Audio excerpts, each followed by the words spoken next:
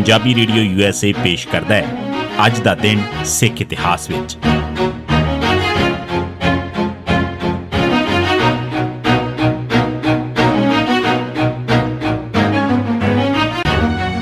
सिख इतिहास दीआं घटनावां च 13 मार्च का दिन 1705 अजमेर चंद वालों आनंदपुर साहिब ते आखिरी हमला। बिलासपुर रियासत का सिखां नाल बहुत गूढ़ा संबंध सी। अक्तूबर 1619 च इत्थों के राजे कल्याण चंद ते उसके पुत्र की ग्वालियर के किले चों गुरु हरगोबिंद साहिब ने रिहाई करवाई सी। मगरों उसके पुत्र तारा चंद ते पोतरे दीप चंद राजे नाल भी सिखां की दोस्ती रही। दीप चंद की विधवा महाराणी चंपा 12 मई 1691 के दिन चढ़ाई कर गई। राणी चंपा का गुरु साहब नाल बड़ा प्यार सी। 16 सितंबर 1692 के दिन बिलासपुर का राजा भीम चंद पुत्र राणी चंपा भी चढ़ाई कर गया।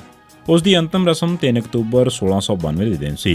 भीम चंद की 17वीं के संबंध च गुरु साहब अपनी दादी माता नानकी, अपने परिवार, भाई चौपत राय ते कुछ मुखी सिखां नूं लैके आनंदपुर साहिब तो बिलासपुर गए। भीम चंद की मौत मगरों अजमेर चंद हुण पूरी तरह नाल पंडित परमानंद के असर हेठ आ गया सी। इस नाल ही बिलासपुर रियासत ते सिखां दे संबंधां विचकार तरेड़ आउणी शुरू हो गई। इस मगरों 1700 च अजमेर चंद ने आनंदपुर साहिब ते 4 वार ते निर्मोहगढ़ उत्ते 2 वार ते फिर आनंदपुर साहिब उत्ते 1 वार वड्डा हमला किया। इस तो इलावा उसने मुगलों तो भी हमले करवाए सन। 13 मार्च 1705 के दिन अजमेर चंद ने हंडूरी फौजां नूं नाल लैके आनंदपुर साहिब उत्ते 1 वार फिर हमला किया। यह लड़ाई 2 दिन चली। अजमेर चंद इस बार फिर हार गया।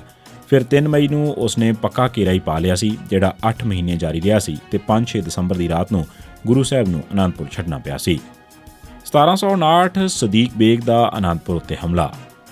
1759 च सरहंद के फौजदार सदीक बेग ने सिखां नाल समझौता कर लिया होया सी कि वह उन्हां नूं हर छमाही तवान यानी टैक्स तारिया करेगा ते इह अगाऊं दिता जाया करेगा। सदीक बेग ने पहली किश्तां दे दित्ती, पर जब मार्च के शुरू च सिखां ने अपने एलची भेज के तवान मंगिया तो उसने उन्हां सिख नुमाइंदियां नूं खाली हत्थ तोड़ दिता। इस ते सिख फौजां आनंदपुर साहिब वल आ गईयां ताकि सदीक बेग तो रकम हासिल की जाए जां उस उत्ते हमला किया जाए। एक दिन उन्होंने सदीक बेग के अहदिए लोगों का मामला इकट्ठा करते नजर आए।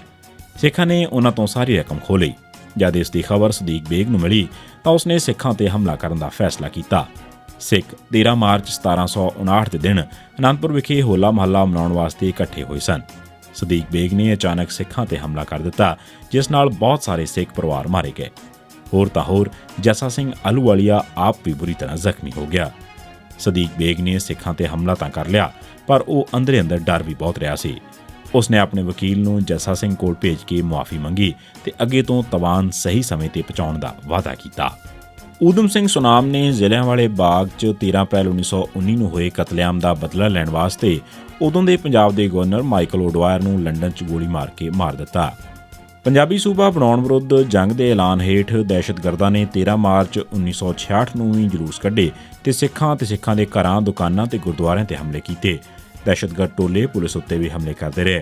कई थावां ते पुलिस नूं हंझू गैस भी छड्डनी पई।